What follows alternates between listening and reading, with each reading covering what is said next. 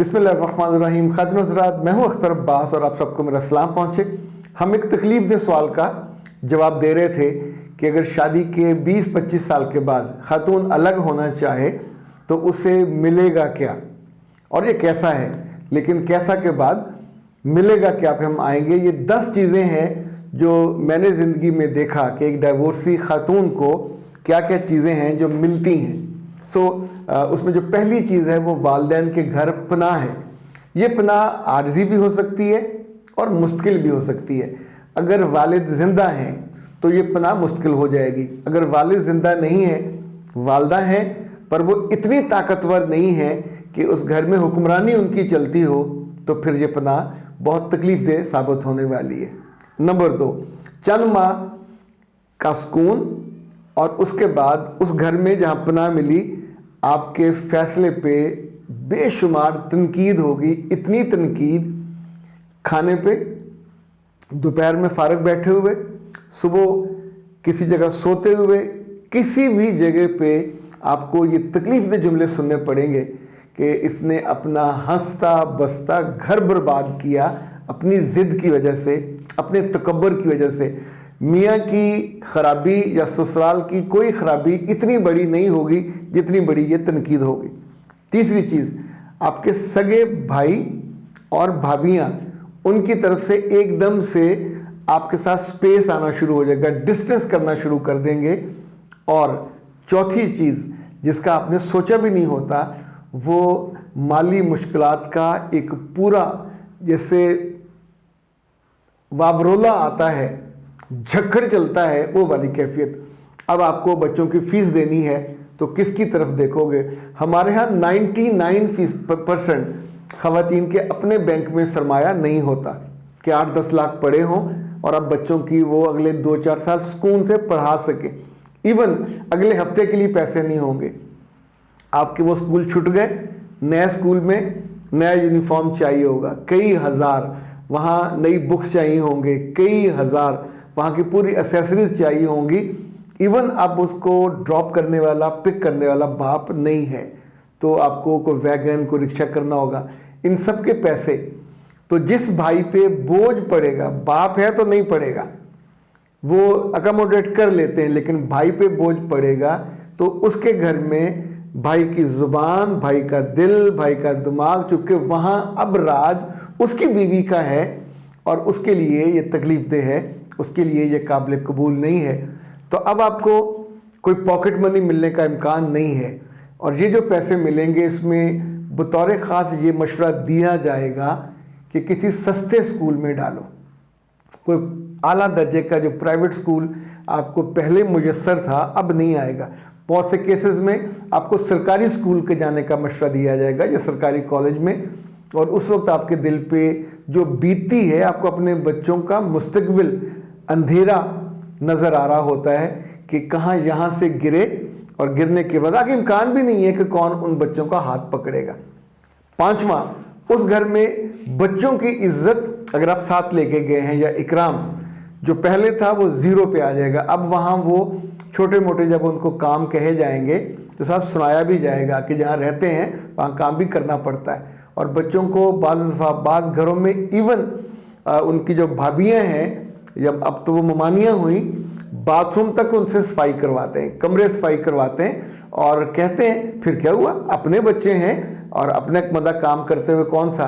मेहमानों के सामने उनको वो जुमले सुनने पड़ते हैं, काम पे भिजवाते हैं। अपने घर में बाप के होते हुए बच्चा कभी तिनका भी नहीं तोड़ता और घर में माँ के साथ कोई किचन का काम भी नहीं होता। यहाँ सारे काम अब करने पड़ने। और जो छठी चीज़ है वो मुआशरती तंगी है। पहले आप घर आते थे तो आपकी पुरानी दोस्तें, आपके दूर के रिश्तेदार, अभी कोई घर आया तो आप उनसे हंसते, मुस्कुराते, गले मिलते, गॉसिप करते, गप मारते।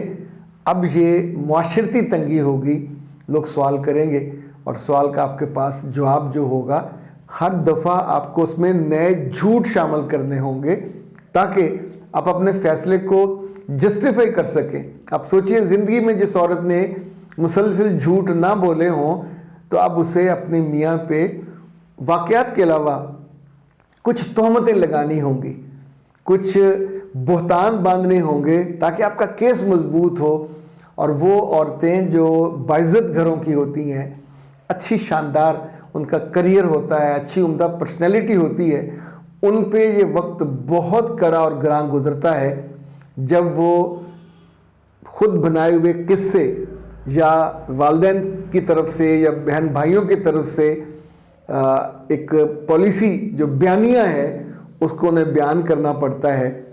तो हमारे यहाँ जब तक हम दूसरे को शैतान साबित ना कर दें तब तक बात बनती नहीं है।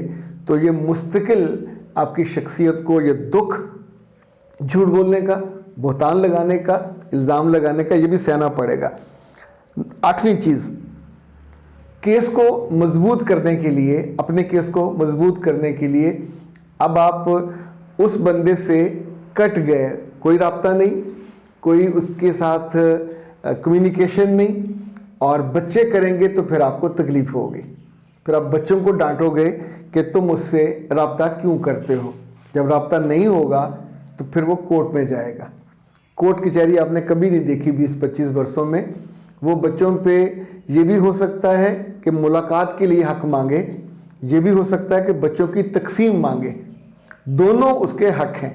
आपके बच्चों में से आधे भी कोर्ट ने उसको दे दिए तो फिर आप अपनी आंखों के आंसुओं के समुंदर को रोक नहीं पाएंगे, क्योंकि अब जो बच्चा आपसे जाएगा ये ज़िंदगी भर वापस नहीं आएगा, क्योंकि जो नफ़रत का वो दरिया है वो तो अबूर हो नहीं सकता।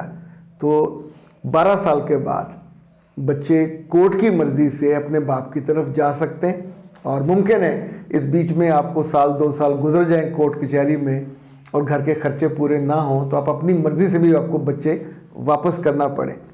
और आखिरी बात यह है कि नई शादी के लिए या ख्वाहिश या घर वालों की तरफ से इसरार, चूँकि 20-25 साल की बाद जो डिवोर्स होती तब लड़कियां 45-46 साल की होती हैं।